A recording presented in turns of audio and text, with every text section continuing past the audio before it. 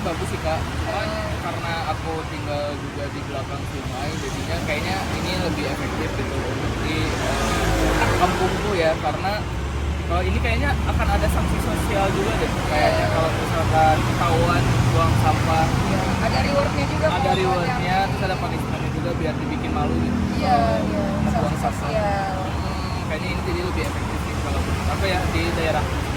Saya sangat setuju sih dengan program Smart Traffic Monitoring ini karena bisa membantu masyarakat dalam memonitoring sampah. Ya. Oke, oke.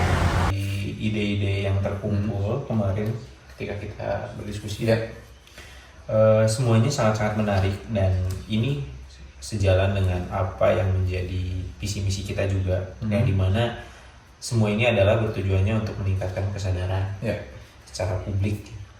Dan yang mungkin dari aku izin mungkin satu-satu sekilas aja mungkin kan.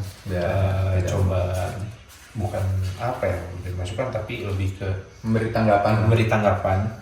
Yang pertama mengenai panduan eco content creator, sebenarnya ini menjadi apa yang menjadi kita harapkan bersama. Semakin banyaknya orang memberitahukan, memberi informasi terkait kondisi lingkungan, baik buruk dan dampaknya seperti apa. Yang menjadi problemnya adalah ketika misalkan kita sangkut pautkan dengan apa yang namanya content creator, sebenarnya semua orang itu bisa menjadi content creator gitu. Nah, daya minat masyarakat Indonesia gitu ya terkait konsumsi di media sosial itu, terkait edukasi yang baik itu sangat sedikit.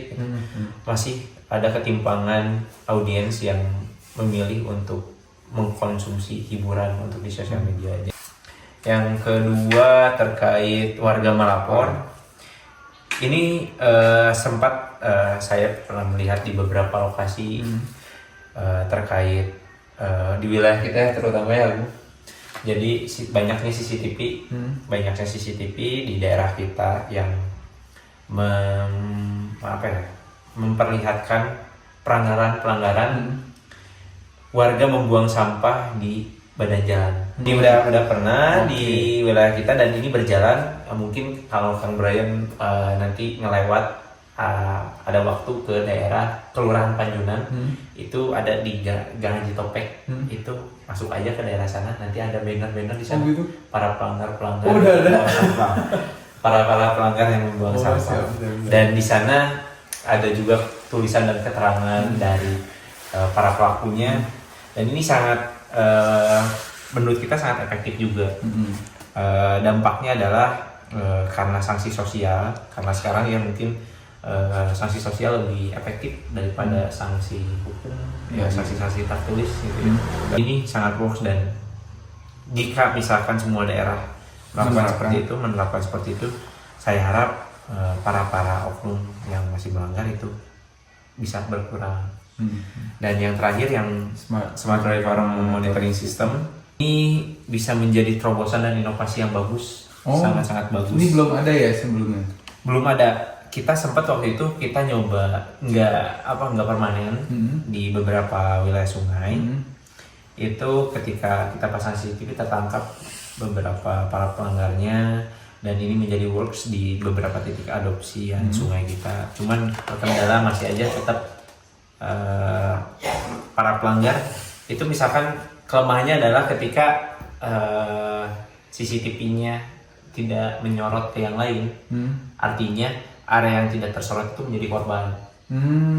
Kita nyorotnya ke sungai, yang jadi korban lainnya itu di pinggir jalannya. Berarti dari hal ini masih harus ada pengembangan ya? Betul. Tapi ini udah sangat udah sangat membantu ketika misalkan kita untuk meminimalisir para pelanggar, apalagi yang ke sungai. Karena kan kalau misalkan di badan